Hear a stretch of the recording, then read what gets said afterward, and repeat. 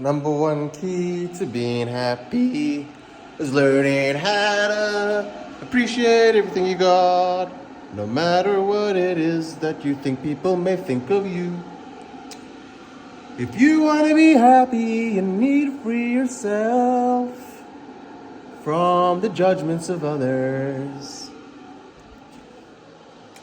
It does not matter what you have, who you are, what you look like.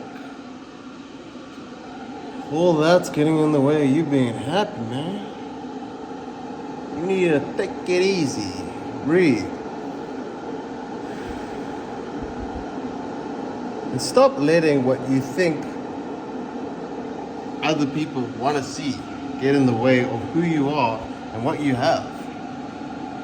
Like, honestly, like I could live in a freaking little cottage somewhere.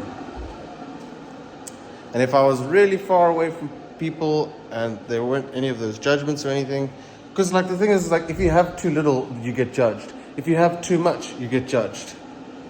If you've got just enough, you get judged. But the only one that judgment counts is our own judgment. Like, you got to be happy with what you have. And then when you're happy with what you have, then you get more. That's how it works. If you have a lot and you're not happy with it, it will go away. It will disappear. Like I'm happy for my family, I'm happy for my house, I'm happy for my life, my body, my head, my mind, my spirit, my soul. I'm happy that I can even feel happiness. I'm happy that I'm busy watching yellow butterflies fly around. I'm happy for, like I go walk on the road and just look at the hills and be like, this is amazing. Like how did I let anyone ever convince me like that this simple shit isn't fucking good? Like I'm a complicated person, you know, I like some complicated stuff sometimes, but in the current climate of the world today, it's just a total shit show. It's a narcissistic, egotistical, sadomasochistic nightmare. And it's like, no one will allow you to be happy. You won't allow yourself to be happy. Why? It's because we're caught up on like all these ideas of who we need to be in order to give ourselves some extra sense of worth, because somewhere along the line we felt devalued or worthless for whatever reason that may be. So, you know, the key is, it's really so simple, but to some people it seems so complicated. Like, you have to figure out like how to be fucking happy with what you have. Like I ate shit for so long in my life and worked so hard. Like sleepless nights continuously. Like I ate shit, like purposely, like, you know. And I worked for what I have. Like hard. And I'm grateful for what I have. But at the end of the day, like it's not the be all and end all. Like the be all and end all is like, who am I? Like, what's going on in my head? Like, what's going on in my life? Like,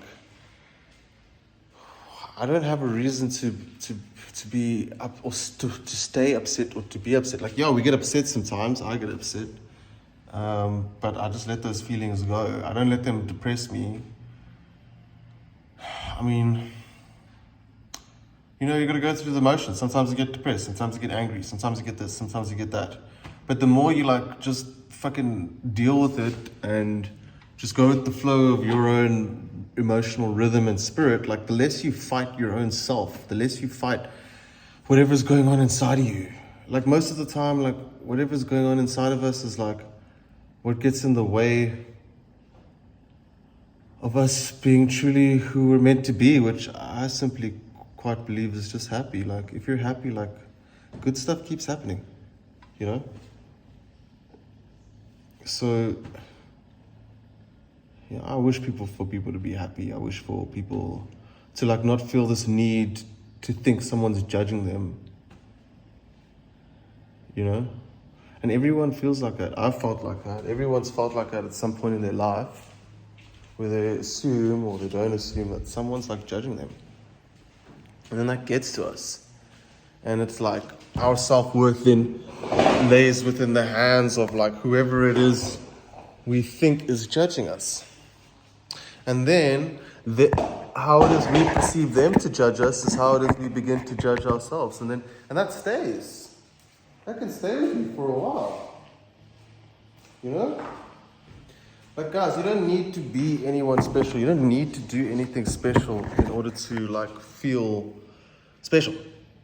Like, the fact that you exist alone is a fucking miracle. Like, your existence and your body and your being is all magical. Like, think about it. Like, your consciousness is in a fucking body right now. That's magical as fuck. And it's a very amazing thing to be happy about. You know? Like, you exist. Start there. You exist. You're alive. You know? Whatever you think you're going through, it could be worse. It could be so much worse. I'm not saying that it should be worse. I'm just saying it could be. You know? Just sit over here. So, you know, we got to learn how to be soft and gentle and kind. We got to stop this egotistical fucking rampage of like, yeah, we are these guys, and you're those guys. And we're better, and you're worse. Like, yeah, sometimes I've been like, hey, I'm intelligent, blah, blah, blah. But I don't give a fuck. That's not actually who I am. I'm not the type of guy that goes and says like, oh yeah, you know, I'm fucking smarter than you. Although at times I do, but it's because I'm fucking angry because of everyone just like underplaying me and underestimating me. That's the only fucking reason. But eventually you get over that and you're like I'm not gonna let that get in the way of like I always remember like the kid I was always like, dude, I just wanted to have fun, bro. Like I love Pokemon. And because Pokemon was fucking amazing. Like Ash had the best fucking life ever, dude.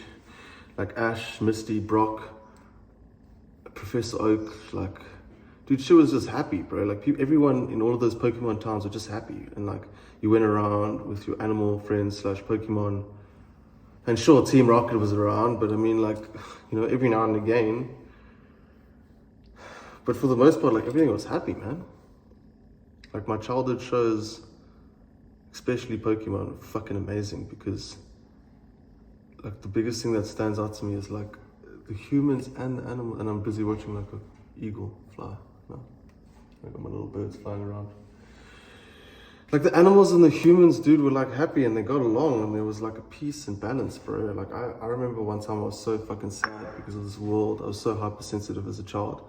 I just did a remarkable job of like hiding it in and keeping it in, you know.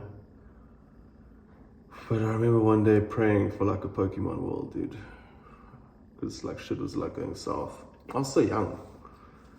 I don't know, like 7 or 8 or something. And I cried and I prayed and I said, please, can we wake up tomorrow where it's a Pokemon world and there's not all this bullshit. Like I knew from such a young age that this world and all its shit was all bullshit. Like I knew from such a young age. Like I knew this is not how we're supposed to be living from such a young age. Hey, Bijou. And I still believe in that. Like my wish is coming true. Like I got fucking little birds flying around here. Like I call him Piju because Ash had this bird called Pidgeot. And there's like a really sad scene where Ash was like good friends with Pidgeot, but then he helped Pidgeot find his tribe of other birds. And then he had to fly away and leave Ash, and that was like really fucking sad. It reminds me of a time like I used to live in this complex in Edenvale in Gauteng, South Africa. And I had this little lizard and his little tail got cut off, and so I get them in a little box, and I had such a connection with this animal, and it's so weird because you're like in this like city fucking area and there's no nature, there's no nothing around, and like I had such a bond with this animal like I do now. I didn't realize it at the time. And anyway, I tried to like help him out or whatever, but then he left, almost like Pidgeot. I had to leave Ash, and I was so sad, dude. I was crying. No one knows that. This is the first time I told that story. Yeah, I was crying when that lizard left, bro. I had like a little box with some toilet paper in, and I think he like squeezed out the window and just ran away. So, you know, that's why I love the Holy Bible, because it speaks about the eternal promise and like peace.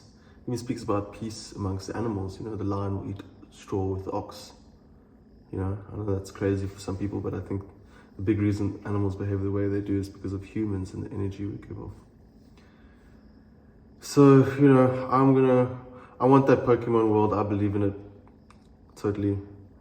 Where everyone's fucking happy, dude, and like you can go from town to town and not worry about narcissistic madness.